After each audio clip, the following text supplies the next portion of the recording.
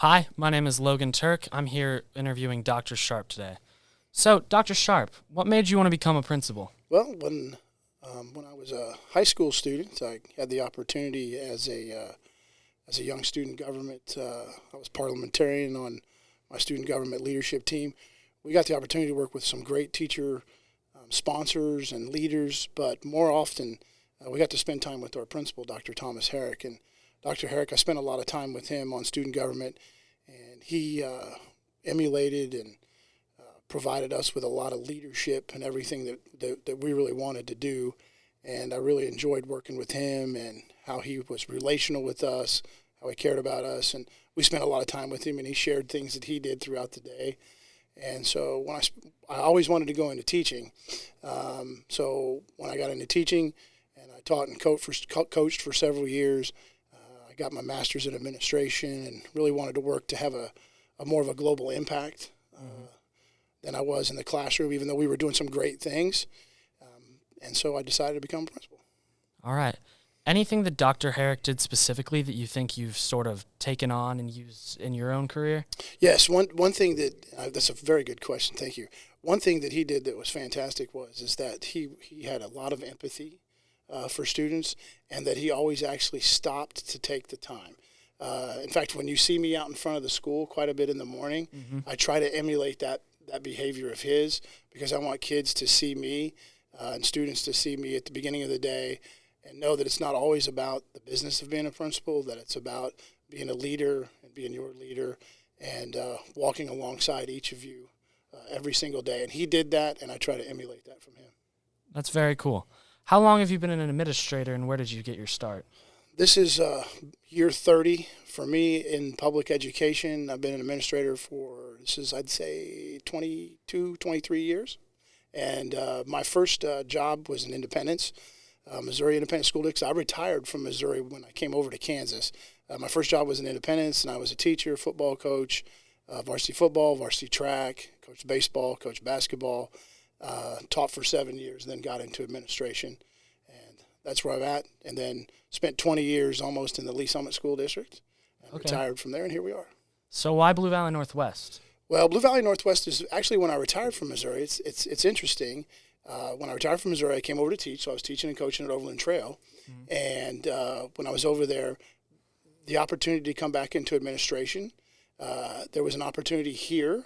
And I took a look at it, researched the school a little bit, and thought, oh, this is a really good place to be.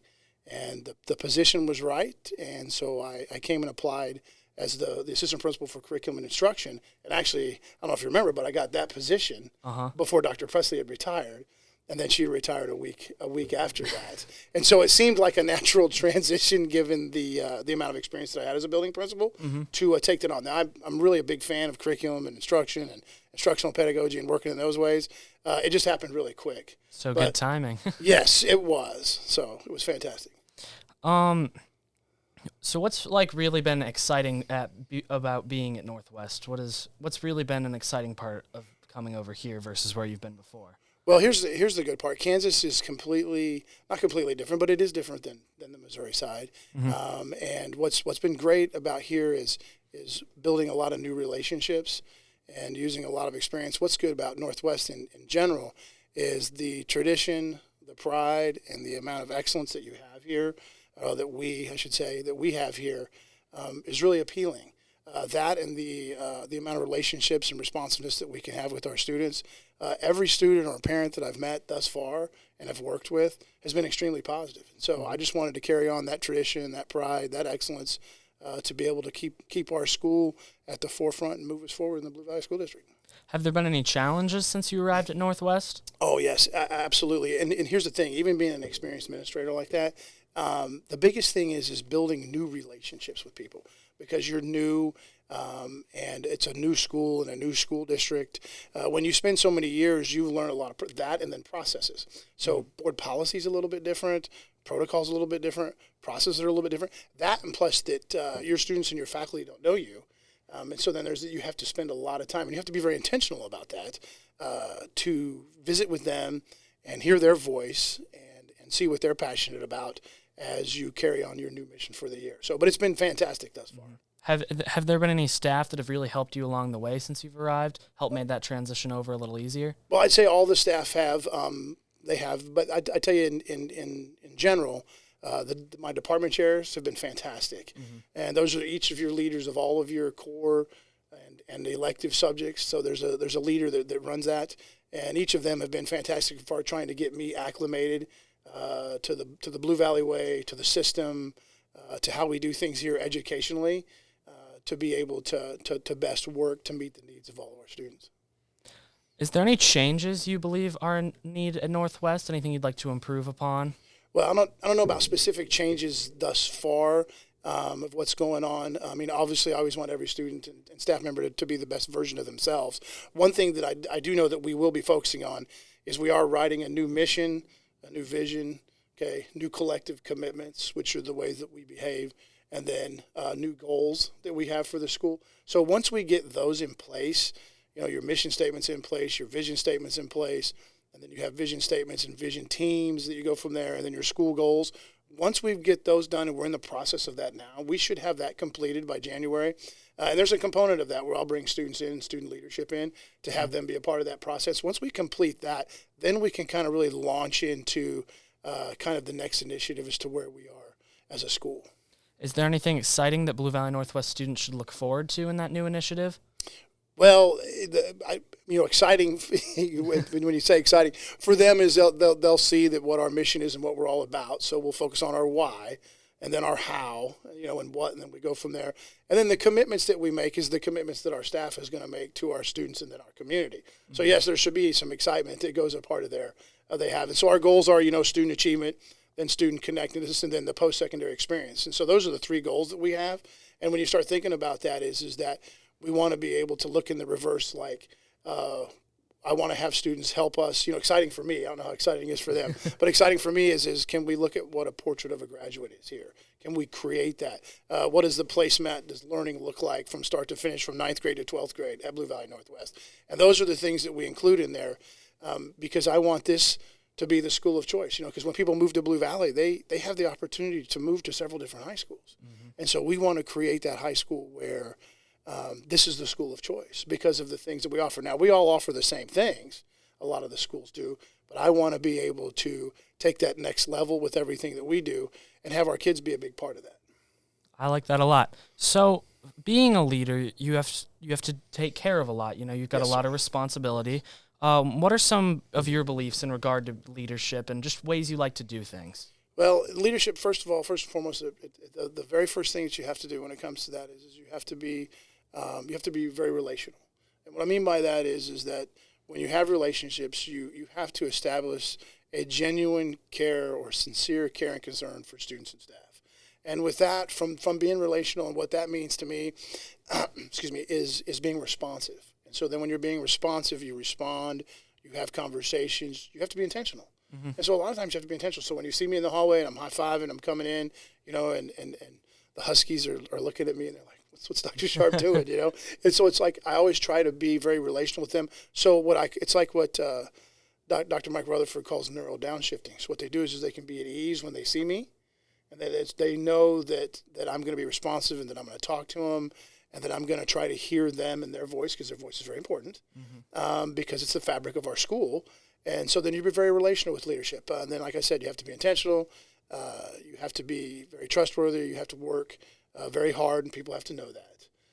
It's not easy, but it's one of those things that I've spent 30 years working on, and I don't think it's an accomplishment that I'll ever wholly attain. I don't think I'll ever get to perfect to there, but we'll get to excellence. I will say I've never been dapped up by an administrator before. Yes, I do. I do have a lot of fun with my kids because it's a great time. That's what you have to do because you want people to want to come to school here. So how do you feel you've improved as a leader since you began 30 years ago? What are some of the big changes you've made? Well, I'd say the one thing is with experience, and experience is one of those things, looking that it's the one thing you need when you don't have it. And so it's one of those things that I've spent many of years of trial and error and building relationships and working through.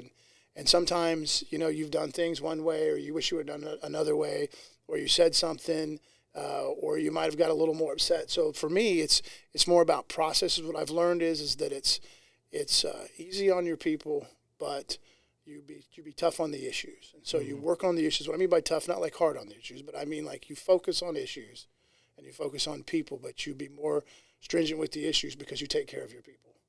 And the people include the students going along the way. And so it takes a lot of work. I've learned that it's one of those things that sometimes your day is profoundly ambiguous. There's days where I'll have probably 2,000 impromptu conversations a day, or at least that's what it feels like. But you want to be the same leader with the student at 7 a.m. that you see and somebody that you see at 5 o'clock at night. You want to be able to give them the same time and attention. And so that's what I've learned along the way as you continue to build that way. So we talked a lot about your leadership and here at work. Would you like to tell me a little bit about your life outside of Blue Valley Northwest? Well, one thing about me is that I'm an avid outdoorsman. So I spend a lot of time in the outdoors.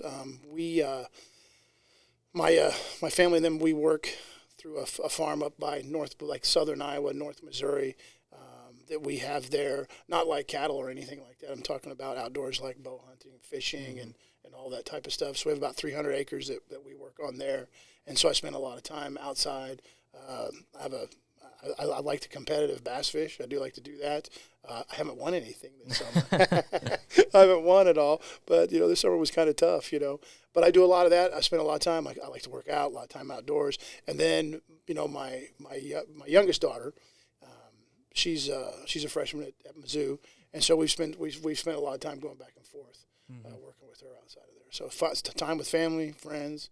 So you have how many kids? Okay, so my oldest two are 26. Okay. Okay, and then my youngest, she's 18, and she just graduated high school. Oldest two, we're empty nesters now. Everybody's out of the house. Oldest two are they're grown and out doing their thing. And then Allison, she's like I said, she's a freshman in Missouri trying to study journalism and communications and all those types of things. So we're excited about our kids and where everybody's ended up. We're awfully proud of them. Yeah, so you've had kids come up through high school. Has having kids going through high school changed anything you've done as a principal? Anything there with having kids go through high school? Oh, yeah, absolutely. In fact, I learn a lot, In fact, with Allison being just 18 now, there's times where her and I converse and she'll be like, Dad, that's not cool, man. And so you try to work through those things. But one thing that you do learn is you have conversation. And I would say, hey, how would that go? Or I ask about certain scenarios or certain things to make sure that I can connect with young people and to be able to help them be the best version of themselves. And so, yes, and so then that and plus empathy. And so you feel for people. Because there's lots of times where teenagers, they're having a bad day. That's going to happen. And so sometimes if you can separate that and get people to trust you and have conversations that way, almost like a big brother. And I tell people a lot, when I talk to them, I'm like, hey, listen, I'm going to big brother you on this one. And I tell kids that a lot. I said, listen, I've been there. And so sometimes they trust the old man, They're like, okay, we're going to do that. And so then we big brother and we get to where we need to get to try to help them learn on something. And I use experiences But having kids that have been teenagers and they've been through schools, and they've been through the sports, and they've had the ups and had the downs, the winning teams, or they didn't get a good grade on a paper or things like that, it's always good to work through that with them to know that the human element exists and that it's a very large part of it. And when you exercise that with kids, it helps a lot. It really does. Yeah. So what has been the most rewarding part of big brothering the students and getting to work with all of them every day? The biggest thing for me is that across the past 30 years is that there's kids that I've coached, there's kids that I've mentored, it's kids that I've principaled. I see them all over Kansas City. And some of them are in their mid-40s now.